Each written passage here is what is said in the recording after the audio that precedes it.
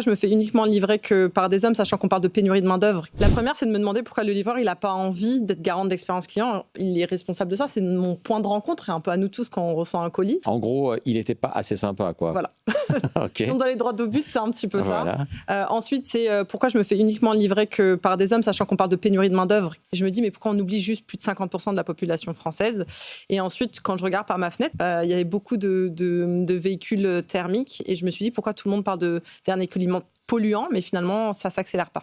Et donc, vous avez mis la main à la pâte, mais même au volant, parce que je crois que c'est vous-même qui avez fait vos premières livraisons en 2020 suite à un prêt bancaire qui vous a permis d'acheter votre premier camion.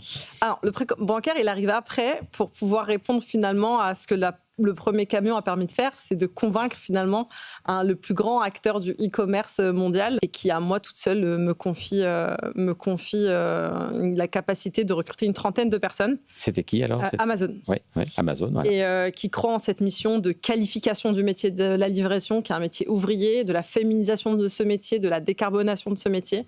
Et en fait, c'est un carton plein, ça a été un grand succès. Et à partir de là, les médias ont aimé l'histoire. La France a tout pour réussir sur BFM Business.